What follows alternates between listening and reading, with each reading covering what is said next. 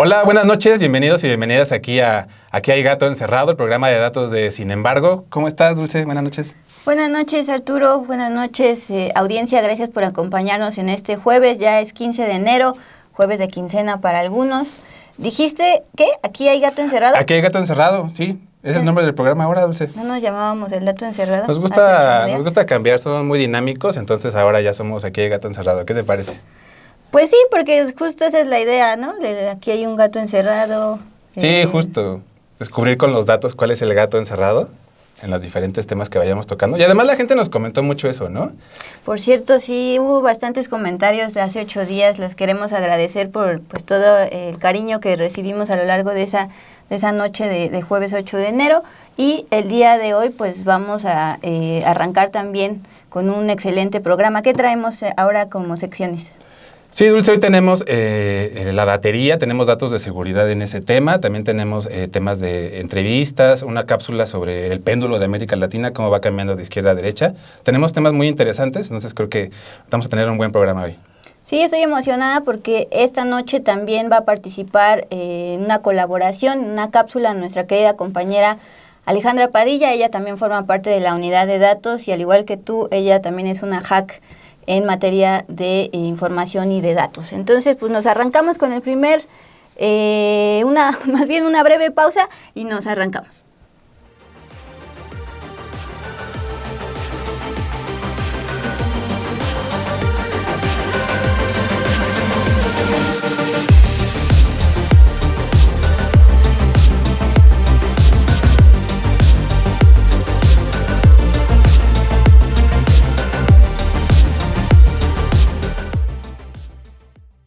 Ya regresamos y vamos directo al tema principal de esta edición del programa, Dulce, que es la datería. Así es, decías que vamos a hablar sobre seguridad, particularmente de un estado que ha estado reportando altos niveles de violencia en una larga tendencia.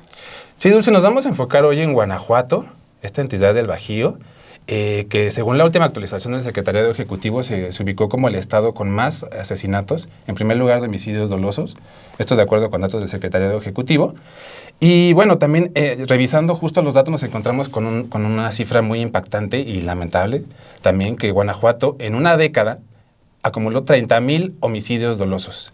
Es una cifra muy fuerte que se dice fácil, pero habla justo de un escenario pues de guerra y muy lamentable, y además pues con un solo partido gobernando esa entidad las últimas 3 décadas, Dulce. Así es, Acción Nacional no solo gobernando Guanajuato como estado, sino sus principales municipios y los más habitados, como te comentaba el investigador con el que platicaste. Sí, Dulce, y pues justo nos decía que pues el PAN no tiene como tal un pretexto, alguna justificación en este tema, porque ha tenido un control político muy fuerte. Y si te parece, vamos viendo poco a poco las cifras. Dale. Uh-huh. Bueno, te decía que cerró en la última década con 30,000 homicidios dolosos y el antecedente histórico de que el PAN gobierna desde el 91, Dulce. Sí, fue durante las administraciones de Juan Manuel Oliva y Miguel Márquez Márquez, a este ya lo conocen un poco más, que fue de 2006 a 2018, cuando se disparó la violencia en Guanajuato. Vamos a ver un primer gráfico donde se observa cómo en el año 2018 Guanajuato superó por primera vez la cifra de 3,000 asesinatos. Ahí en esta gráfica de barras se ve pues justamente esos aumentos. Sí, Dulce, en la gráfica creo que es muy elocuente, se ve claramente el cambio de tendencia, como 2015, 2016 tenían como mil y tantos homicidios o asesinatos, Pum, pero luego dispara. Exactamente, le brinca muy fuerte en 2018 y pues lamentablemente la violencia siguió creciendo después. Sí, luego viene el gobierno de también el panista Diego Sinué Rodríguez Vallejo, se tuvo el año más sangriento en la historia de Guanajuato. ¿Qué año fue? Fue 2020, Dulce, justo. Aquí, de acuerdo con las cifras del Secretariado Ejecutivo, se tuvieron más de 4,490 asesinatos ese año, aunque más adelante también veremos las cifras que da otra fuente de información, que es el INEGI. Se superó la cifra de los 5,000 en ese conteo, que tiene otra metodología, y nos decía el investigador al que consultamos que nunca un estado había registrado esa cifra en un año. O sea, superó año nada más. Exactamente, Guanajuato superó el récord de cualquier estado en ese año, en el 2020, y se mantuvo esa tendencia de ser líder de asesinatos y además la entidad concentrando, una sola entidad, 10% de los homicidios en todo el país. En este primer gráfico, víctimas de homicidio doloso en Guanajuato con datos del secretariado, se está viendo justo 2020 la barra con más asesinatos y contextualizar, por supuesto, que estábamos en pleno inicio de la pandemia de la COVID. Ahora, esos son datos del Secretariado Ejecutivo, pero tú también consultaste datos de la tendencia violenta del INEGI y nos muestra un panorama mucho más amplio desde la década de los 90. Sí, Dulce, contarle a la gente que hay varias fuentes para revisar los datos de homicidios dolosos. Al principio les presentamos una gráfica con datos del Secretariado Ejecutivo y esta gráfica que están viendo ahora en pantalla es con datos del INEGI. La diferencia es que la del Secretariado se construye con datos de las fiscalías que van registrando ahí, según las carpetas de investigación, los datos de homicidios. Y en el caso del INEGI, registra sobre todo este tema de los certificados de defunción de los servicios médicos forenses. Así el INEGI tiene una cifra por lo general más alta de asesinatos porque tiene otra fuente y tiene más tiempo de corroborar. La desventaja con el INEGI es que justo tarda más tiempo en dar los datos. En este caso, en la gráfica que estamos viendo, llega hasta 2024. El secretariado hasta 2025, pero es muy buena la visualización, también me parece, porque justo permite ver desde 1990 hasta, ¿qué será? 2009, 2010. Antes de la guerra contra el narcotráfico iniciada por Felipe Calderón. Muy bien, contexto justo también. Se observa una baja tendencia de asesinatos en Guanajuato, en una entidad muy tranquila. Es a nivel personal, te cuento que mi abuelo es de allá. Y pues yo me acuerdo muchísimo que nos contaba historias de Guanajuato, de que era un lugar muy, muy tranquilo. Y de repente, justo a partir de estos años, se desató la violencia muy fuerte en Guanajuato. Y pues sí, coincide con este tema de los gobiernos del PAN y también con el sexenio de Calderón, como dices. Sí, pues la gente solía ir en determinada época del año a un evento cultural que se celebra, el Cervantino. El Cervantino, claro. Y pues el famoso Callejón del Beso era una entidad muy, muy turística. Y sí, también en su momento pude visitarlo antes de la guerra, llegué hasta en camión y ahora no me atrevería a viajar a Guanajuato en carretera. Sí, cambió mucho la situación lamentablemente. Todavía hay mucho turismo, eso también lo revisaremos más adelante, como también es una entidad con mucha potencia económica, pero lamentablemente también en muchas zonas azotada por la violencia. Y si te parece, Dulce, vamos a ver una parte de la entrevista que tuvimos con el investigador Saúl Arellano Almanza, que es especialista y que conoce justo de primera mano el tema de Guanajuato. Nos habló justo sobre en qué momento fue cambiando la tendencia en Guanajuato para mal de la violencia homicida. Si te parece, vamos a ver la cápsula. La descomposición fue muy gradual, Arturo. En realidad ha sido una descomposición que, a mi juicio, fue generando efectos acumulados negativos. El problema real empezó con Juan Manuel Oliva, que inicia su gobierno y él nombra como fiscal a Samarripa. En ese momento, Guanajuato había mantenido décadas, y cuando hablo de décadas hablo del 80 al 2000, hasta el 2005, de hecho, si tú ves la serie histórica de INEGI, donde el promedio era de 250 años gravísimos, 350 homicidios, ¿no? Años, estoy hablando, insisto, del 80 a prácticamente el año 2005. Tú ves la serie histórica, 200, 250, 190, 320, así se había mantenido. Cuando llega Juan Manuel Oliva, ahí se descompone la cosa, porque no hubo un año a partir del gobierno de Juan Manuel Oliva en que Guanajuato no registrara un incremento sostenido de homicidios intencionales en la entidad.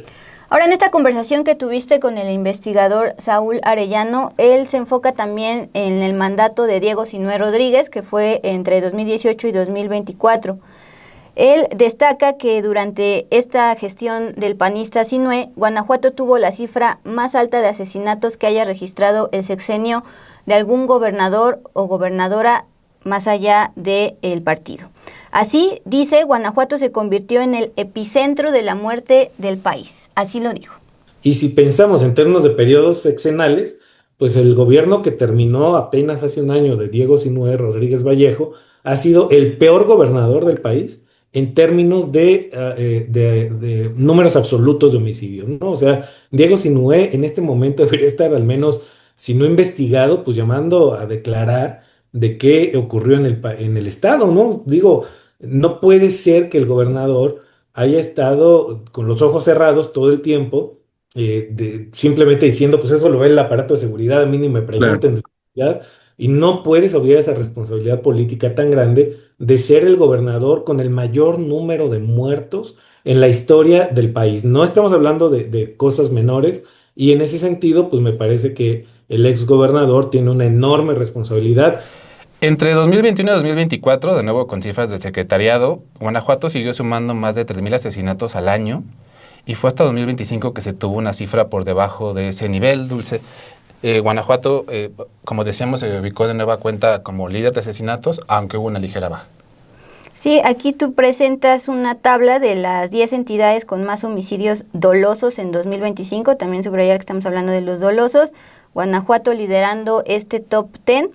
El año pasado, 2025, esta entidad registró 2.539 víctimas de homicidio doloso, lo que representa un 19% menos que en 2024, cayó, aunque de nuevo se colocó como el estado con más asesinatos en el país. Nada más resaltar por arriba, más bien por abajo de Guanajuato, Chihuahua, Baja California y Sinaloa.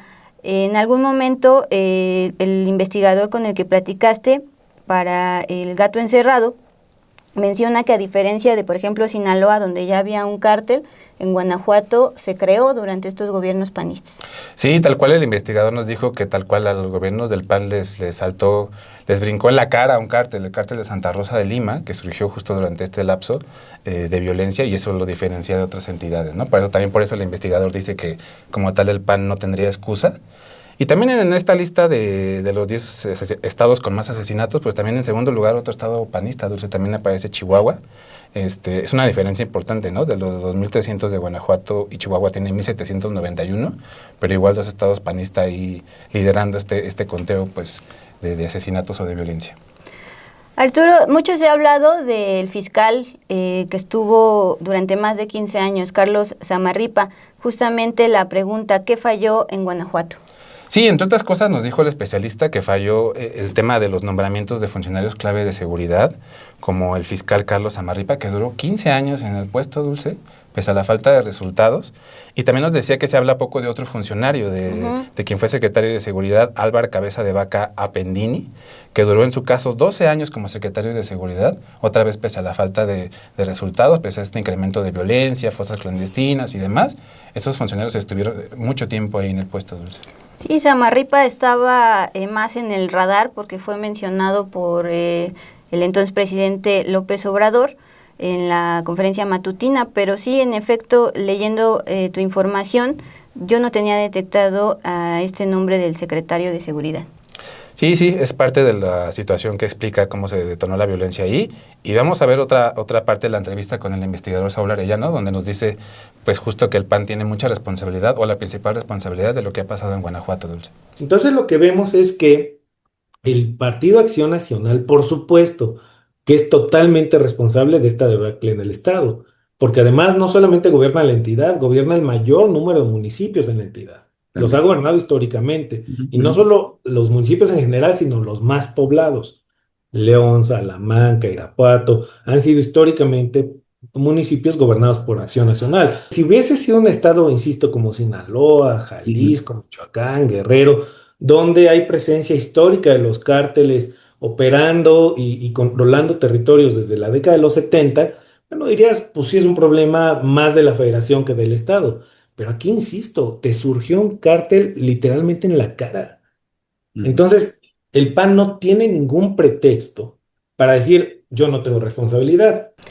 Bueno, hablábamos hace un momento sobre el turismo en Guanajuato, pero uno de también los factores de esta alta violencia, particularmente homicidios dolosos, plantea el entrevistado, es el tema social. Otro elemento para explicar el deterioro de la actual realidad de este bonito estado. Guanajuato es la quinta economía del país y está entre los 10 estados con mayor inversión extranjera directa, pero también es el estado con más población migrante. Fíjate ese contraste.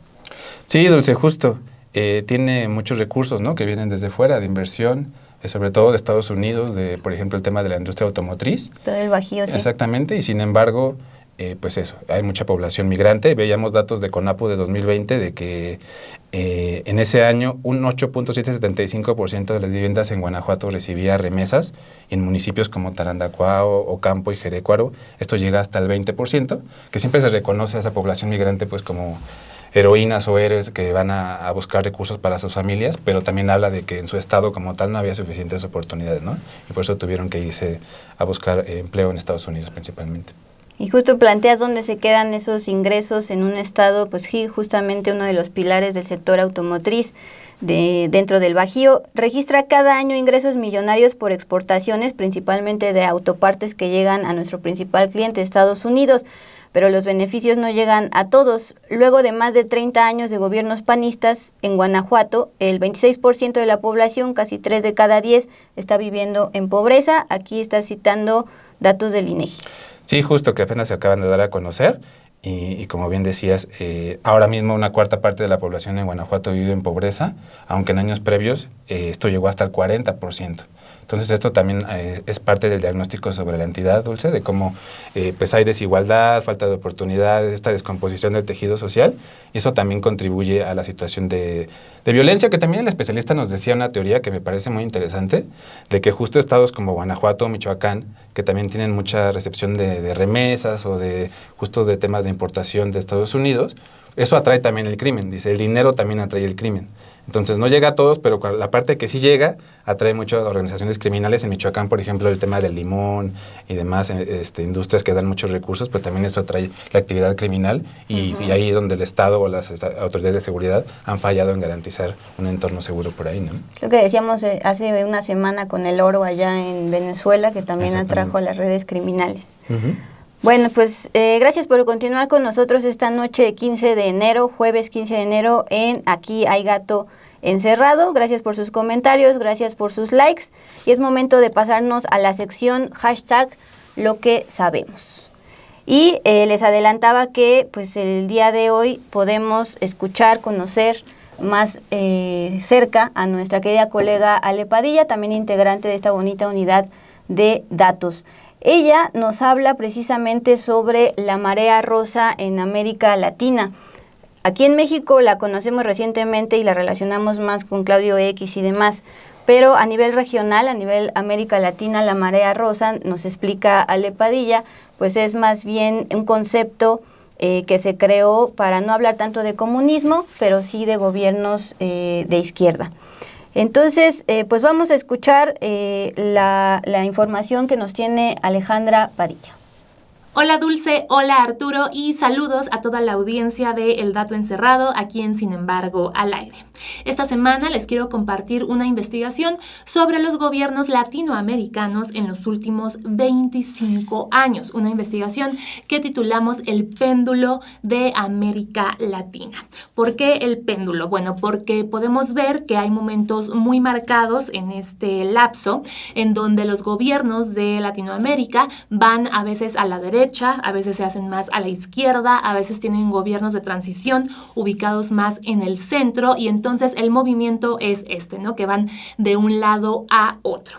Ahora, algo que me llamó mucho la atención de esta investigación es el término marea rosa. La marea rosa que no es la del INE aquí en México, sino que es un término con el que se refirió un periodista estadounidense que trabajaba en el diario The New York Times a esta tendencia de los gobiernos latinoamericanos de ir más hacia la izquierda. En el año 2005, este periodista dijo que no era una marea roja, porque esto se referiría a gobiernos comunistas, sino que era una marea más diluida, es decir, una marea rosa, que se inclinaba más al socialismo. Y un punto también que creo que es muy importante es recordar los ideales de estos gobiernos que estaban surgiendo a inicios de este siglo.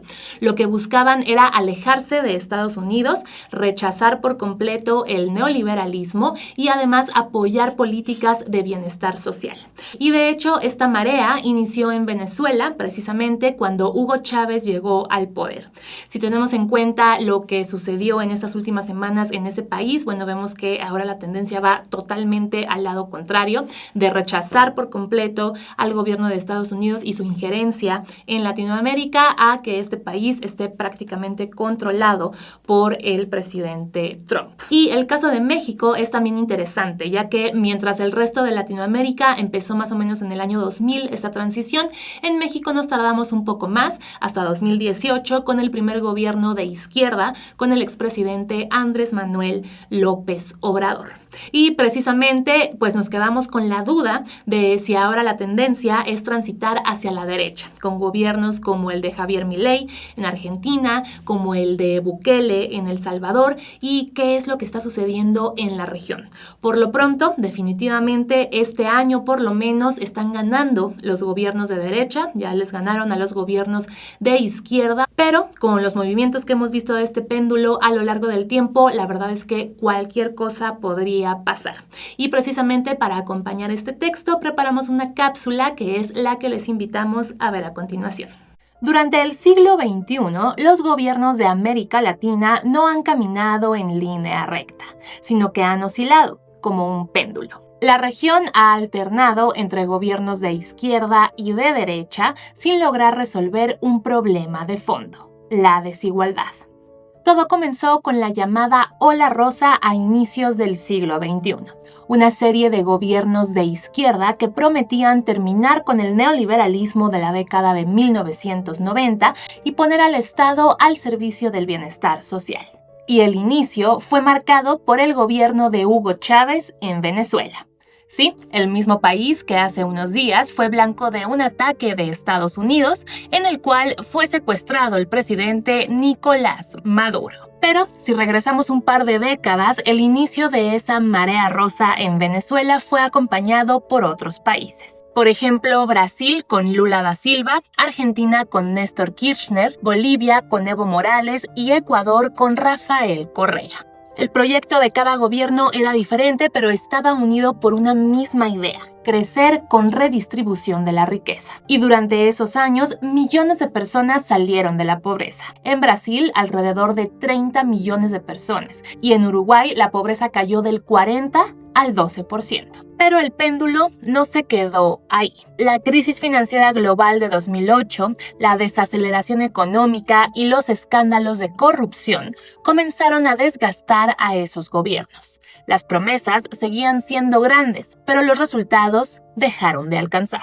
Mucho tiene que ver con las condiciones materiales en estos países que hemos visto, con pocas excepciones, que ha habido procesos de desarrollo con altibajos, con honestamente poco desarrollo sostenido. Entonces, el electorado de un país a otro termina votando en el sentido de votos de castigo en muchos lugares. Así, entre 2015 y 2019, el péndulo volvió a cambiar de lado. Ahora con Mauricio Macri en Argentina, Jair Bolsonaro en Brasil y Sebastián Piñera en Chile. Pero incluso entonces hubo excepciones. México, por ejemplo, tuvo a su primer gobierno de izquierda con Andrés Manuel López Obrador en 2018, mismo que fue seguido por Claudia Sheinbaum. Y hoy el mapa vuelve a cambiar. La mayoría de los países de la región están gobernados por la derecha o la centro-derecha, y solo 8 mantienen gobiernos de izquierda. Y es que América Latina vive un momento de incertidumbre, bajo crecimiento, alta desigualdad, polarización política y crisis ambientales conviven al mismo tiempo. Por eso, el péndulo no solamente sigue oscilando, sino que hoy es más impredecible que nunca.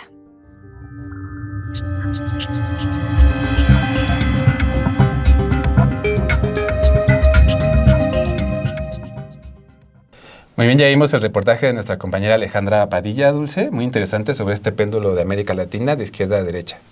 Sí, porque en los últimos meses, si solo lo vemos el panorama en los últimos meses, pensaríamos que América Latina se está inclinando hacia la derecha y ya va a ser definitivo, pero justo este panorama nos amplía varios periodos y vemos que ha sido un péndulo.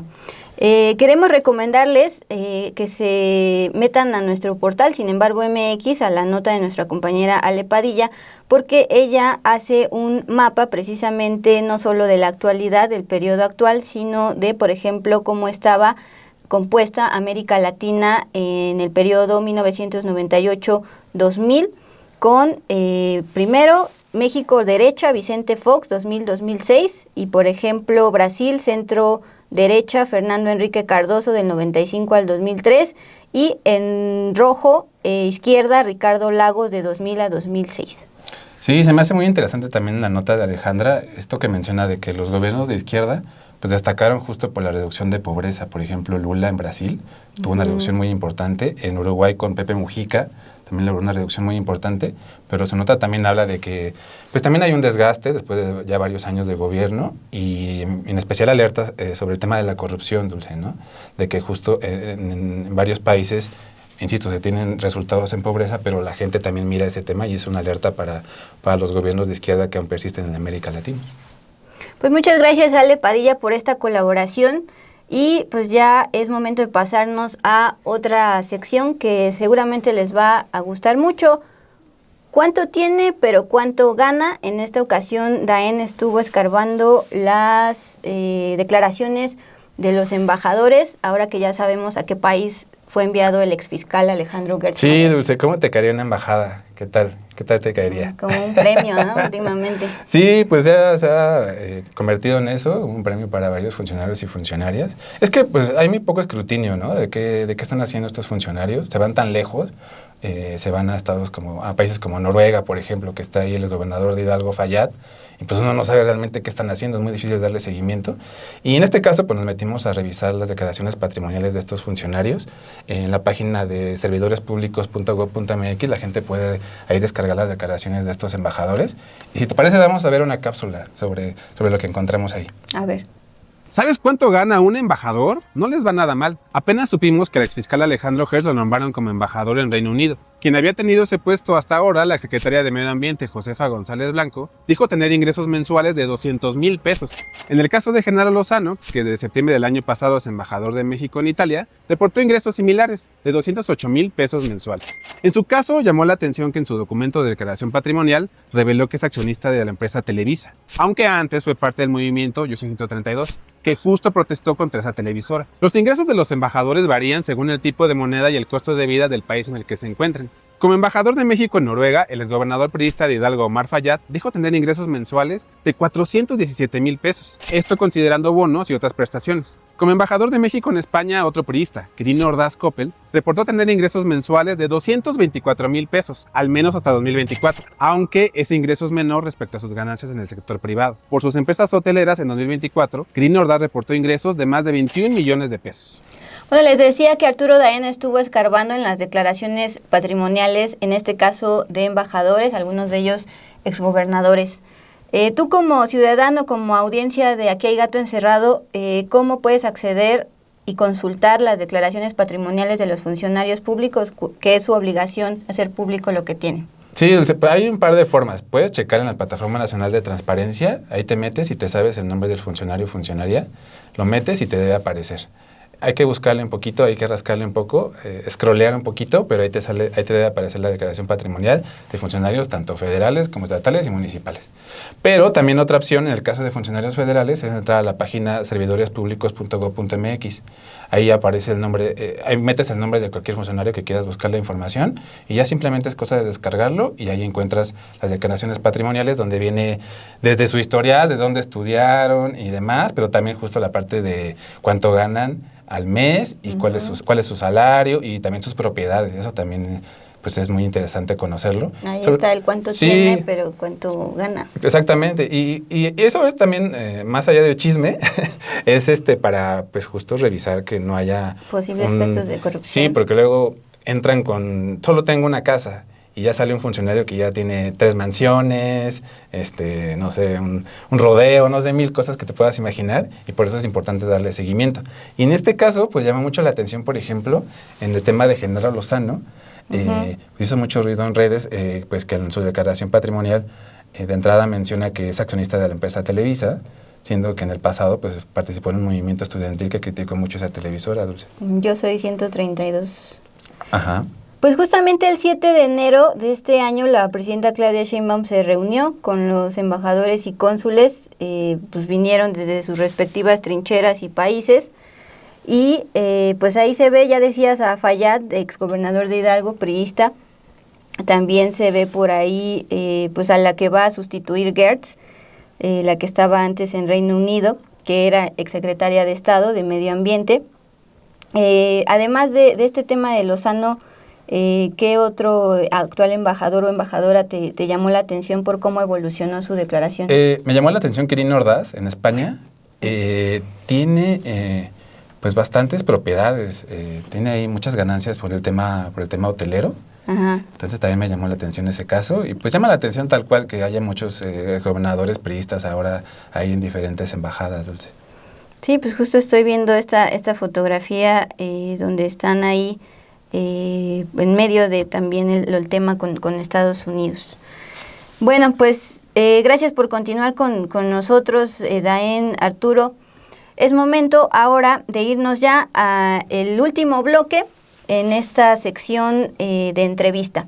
Habíamos dicho la semana pasada que es importante humanizar de cierta manera los datos. Recuerden que el 28 de diciembre, la mañana del 28 de diciembre del año pasado, se registró el descarrilamiento del ferrocarril del Istmo de Tehuantepec, lo que causó la muerte de 14 personas y también bastantes lesionados. El tema subió a la conferencia matutina con la presidenta Claudia Sheinbaum de que alguien había presentado una querella ante la Fiscalía General de la República, representados por un despacho de abogados. La presidenta Claudia Sheinbaum dijo que no era necesario porque pues la Fiscalía ya abrió una investigación, una carpeta de investigación, y que a veces solo quieren dinero. Bueno, pues justamente nosotros platicamos con quienes interpusieron esta querella, que es una diferencia entre denuncia y querella. Querella, más que señalar directamente a posibles responsables, está pidiendo que se indague. Y aunque ya está la Fiscalía General de la República indagando y ya abrió la carpeta desde un inicio, al tener esta querella, las víctimas ya tienen posibilidad de acceder a la carpeta y de solicitar pues ciertas líneas de investigación. Sí, me llamó mucho la atención en tu reportaje, Dulce, que la familia insiste en que no tiene alguna firma o algún partido detrás para meter esta querella, sino lo que quieren es que se haga justicia y se prevengan este tipo de situaciones en obras públicas, Dulce. Sí, él en esta entrevista que tiene con nosotros, el padre de familia Juan Manuel Iglesias, dice que todos los políticos que se han querido colgar de su denuncia, pues que se hagan atrás, porque él lo que quiere es que esto no vuelva a ocurrir nunca más en el país, que por posible negligencia tanto de empresas como de funcionarios públicos pues haya muertes. Ellos son misioneros, Arturo, radican actualmente en Ciudad Juárez, Chihuahua. Vinieron en vísperas navideñas al Istmo de Tehuantepec, a 2 comunidades oaxaqueñas, para regalar ropa y juguetes tanto a niños y niñas como a las mujeres que viven en esa comunidad. Ya habían terminado su misión y tomaron el ferrocarril de Ixtepec rumbo a un poblado de Veracruz. Iban a pasar fin de año con la familia de Flor, la esposa. Pues justamente fueron de los lesionados en este ferrocarril, y esta querella señala, aunque no culpa, directamente a 3 empresas. Y justamente en la unidad de datos nos dimos a la tarea de revisar qué contratos recibieron estas 3 empresas y pues qué observaciones le hizo la Auditoría Superior de la Federación. Adelantar que una de estas empresas, Dani Ferro Tools, antes de que, por ejemplo, como prensa le fueras a consultar su postura, publicó un comunicado en su página y dijo que creen ese contrato que nos dieron en 2019 para rehabilitación del tramo Z se canceló desde ese año, desde 2019, porque acuérdense que en torno a este megaproyecto hubo bastantes protestas de la comunidad, en ese caso la Chivela, bloquearon las vías férreas que ya estaban y imposibilitaron las obras, entonces ese contrato se terminó desde 2019. Las otras 2 empresas, Comsa Infraestructuras y Grupo Constructor Diamante, sí recibieron de 2019 a 2025 más de 1.696 millones de pesos justamente para la rehabilitación de este tramo Z. Quiero resaltar, Arturo, que Comsa Infraestructuras y Grupo Constructor Diamante no son empresas improvisadas. De hecho, Comsa Infraestructuras ha participado en la rehabilitación aquí en la Ciudad de México de la línea 1, la Rosita, y la 9, la del metro. El puente que estaba levantado. Sí, no son improvisadas. Tu reportaje está muy completo, Dul, porque justo tienes la voz de las familias. pero también te metiste a revisar los contratos y también el tema de los señalamientos de auditoría para dar justo un panorama más amplio de cuál es la querella, por qué se está haciendo y cuál es la situación en esta obra, pues que está todavía bajo investigación el tema de por qué ocurrió el accidente, y hay que estar muy atentos, me parece, a lo que se dé de información sobre estas empresas y lo que se detecte de irregularidades, porque algo hubo que provocó esta situación, alguien falló ahí. Pues vamos a ver esta entrevista que tuvimos con Juan Manuel Iglesias, padre de familia y quien encabeza esta querella ante la Fiscalía. Una familia de misioneros que resultó lesionada por el descarrilamiento del ferrocarril del Istmo pidió a la Fiscalía General de la República indagar a 3 empresas que recibieron contratos del gobierno federal para la rehabilitación del tramo Z, donde ocurrió el siniestro. Se trata de Comsa Infraestructuras, Grupo Constructor Diamante y Dani Ferra Tools.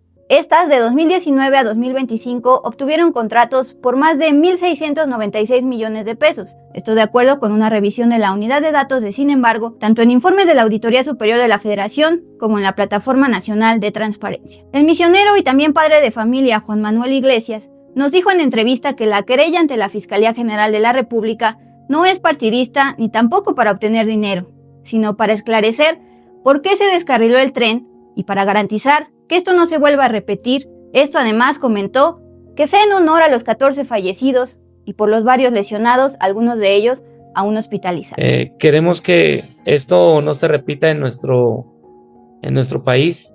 Queremos que los responsables de aquellos que se les hizo la recomendación mediante auditoría que se fijaran ciertas cosas que no hicieron en su momento, tanto compañías como representantes del gobierno, y llevó como resultado un descarrilamiento de este tren que afectó hoy a mi familia, a 3 integrantes de mi familia y otra pues a más de 14 personas que hoy no están con nosotros. Yo soy contador de profesión, soy pastor y soy misionero, y veníamos el viaje, radicamos en Ciudad Juárez y venimos por 3ª ocasión al Istmo de Tehuantepec. Ya habíamos terminado, incluso veníamos de una comunidad que se llama Nueva Esperanza. Ya habíamos terminado para ya pasar el resto del fin del año con la familia de mi esposa, que radica en Cozoleacaque, que es a 20 minutos de Jaltipan de Morelos, nuestro destino final en el tren. Mi esposa tiene un esguince, una cervical de 1er grado. Mi hijo tiene fractura del brazo derecho. Yo tengo un esguince 2º grado en el tobillo derecho. Mi esposa tuvo una apertura en la ceja derecha. Mi hijo tiene una cortada en la cabeza como de 18 puntos más o menos. A la compañía denunciada Dani Ferra Tools, que también participó en el Tren Maya, el gobierno federal le canceló el contrato desde 2019, porque durante 60 días la comunidad de La Chivela tomó las vías férreas como protesta contra el megaproyecto federal. También, lo dijo en un comunicado, hubo inconsistencias técnicas entre el proyecto ejecutivo original y las condiciones reales del sitio que impidieron el desarrollo de las obras conforme a lo planeado. Respecto a las otras 2 compañías mencionadas en la querella, en febrero de 2020 y también en noviembre del año 2022, Comsa Infraestructuras y Grupo Constructor Diamante fueron contratadas por un total de 1.170 millones de pesos para la corrección de 56 kilómetros de curvatura y pendiente y para la rehabilitación de 146.3 kilómetros de vía férrea, así como conexión al puerto de Salina Cruz en la línea Z. Esta rehabilitación fue para el tramo de La Mata a Colonia Jordán y también para el tramo 3.3 de la línea Z. Entre estos contratos hay uno relacionado con la curva de Nisanda, sitio donde ocurrió el descarrilamiento. El 18 de noviembre del año 2022, Grupo Constructora Diamante, asociada con Comsa Infraestructuras, obtuvo el contrato de Ferrocarriles del Istmo por más de 502 millones de pesos para la rehabilitación en el tramo 3.3. Eso implicó el desmantelamiento de la vía antigua, armado de vía nueva, durmiente de madera de encino, el armado de vía nueva durmiente de concreto monolítico tipo 2 y también el armado de vía en patios y laderos, incluyendo el ladero de Nisanda. Esto de acuerdo con la Auditoría 129 de la Cuenta Pública 2023. Nisanda es la comunidad oaxaqueña a la altura donde se descarriló el ferrocarril la mañana del 28 de diciembre de 2025, entre el tramo de Salina Cruz a Mogoñé. Juan Manuel nos dijo que la querella presentada en representación por el despacho Vega MacGregor Arellano Abogados, pide a la Fiscalía General de la República investigar en particular a estas 3 empresas por recibir contratos para rehabilitación en el tramo siniestrado. Y aunque también pide investigar a servidores públicos relacionados con las obras, se dijo bastante agradecido con el gobierno federal por el apoyo médico dado a él y a su familia. La firma de abogados se abocaron a las empresas que tuvieron que ver en el tramo del descarrilamiento, en el tramo de que no se reparó o que sí se reparó, cómo lo hicieron y según la auditoría que se hizo les dio recomendaciones y no se llevaron a cabo. Es el tramo donde hubo la afectación, es el tramo donde surgió el accidente. Momento de agradecer a los servidores públicos, agradecer rotundamente a la Presidenta de la República, agradecer a cada persona que nos ha apoyado con sus oraciones, con el cuidado, a los enfermeros, a los médicos que nos han atendido de una manera excelente. No tengo queja por ello. El hecho de que esté una demanda no es que estemos mordiendo la mano que nos está extendiendo la ayuda, no. Simplemente esclarecer, simplemente saber el por qué se hizo, el por qué no se hizo el trabajo y que los culpables tengan una pena. Así de simple. No tengo nada en contra del gobierno, no tengo nada en contra del partido Morena, no tengo nada, o sea, estoy agradecido eternamente, viviré agradecido por la ayuda, por la prontitud, por el servicio, por la disposición del gobierno de auxiliarnos, de acompañarnos, de estar al pendiente de no solamente de mi familia, sino de cada uno de los hoy accidentados, hoy fracturados.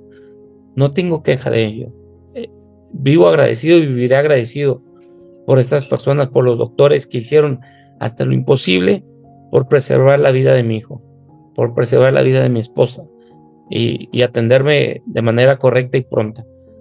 No tengo queja alguna y quiero recalcarlo para los que hoy, los políticos, los que quieren colgarse de esta demanda de mi persona y que soy el primero que levanta una demanda, que quieran decir que yo estoy en contra del gobierno, del movimiento Morena. No es así. Es en contra de aquellos que no hicieron su chamba, en contra de aquellas compañías o supervisores de reparaciones que no hicieron su chamba. Comsa Infraestructuras, empresa que también participó en rehabilitación de la línea 1 y 9 del metro de la Ciudad de México y también en trabajos del Tren Maya, declinó dar un comentario respecto a la querella ante la Fiscalía. Por su parte, Grupo Constructor Diamante no respondió a la solicitud de una postura al cierre de esta edición.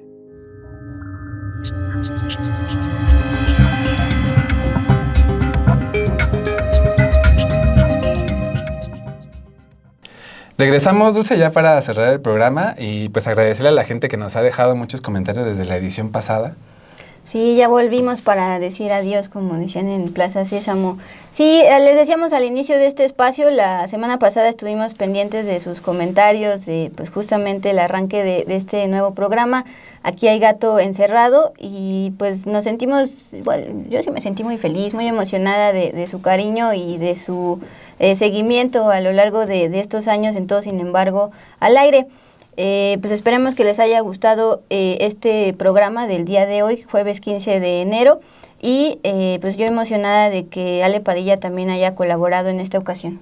Sí, Dulce, también la gente nos mandó ya sugerencias de temas. Ah, es verdad. Que es algo que le insistimos la vez pasada, que nos manden solicitudes de qué tema quieres que investiguemos, de transparencia, de desinformación, que hay tanto fake que hay circulando, que nos digan qué temas quieren que abordemos y pues ahí los iremos abordando, Dulce. Sí, yo leí el de uno que nos pedía, y más bien nos retaba, yo lo vi en tono de reto, investigar sobre los contratos que ha recibido Sedena, yo creo que desde el sexenio pasado, en que claramente se ha visto cómo el gobierno federal ha apostado por el ejército, no solo en temas de seguridad, sino en megaproyectos. incluyendo este ferrocarril del Istmo de Tehuantepec, que desde 2023 su gestión es de la Sedena, de la CEMAR, Secretaría de Marina, así como el Tren Maya está a cargo del Ejército, de la Defensa Nacional. Pues sí, ya lo anotamos en nuestra máquina de escribir invisible, ¿no? En un pizarrón, sí lo vamos a tomar en cuenta. ¿Tú en qué andas? Pues diferentes temas, por ejemplo, revisando el tema del Congreso, cuánto ganan los funcionarios, revisando ahí con datos de transparencia cuáles son los sueldos que tienen diferentes funcionarios en el Congreso, ¿no? Ya qué políticos están legados. Entonces, estando ahí en ese trabajo de datos, de esclavarse en el Excel un rato, pero creo que puede salir información interesante, Dulce, sobre ese tema. Tirar factos, decías la otra vez, sí. Como dice la chaviza, ya vi que es una palabra de la, ¿qué será generación qué? Pues de la mía no, estoy seguro, porque yo ya soy de... Pero tampoco de la Z, era un niñito que me salió en TikTok tirando factos. ¿En serio? ¿Un niñito? ¿Tanto así? Ok. Pues bueno, pues muchísimas gracias por habernos acompañado este jueves 15 de enero, jueves de quincena. Es momento de ir a, pues justo, gastar parte de la quincena. Dejen sus likes si no lo han hecho.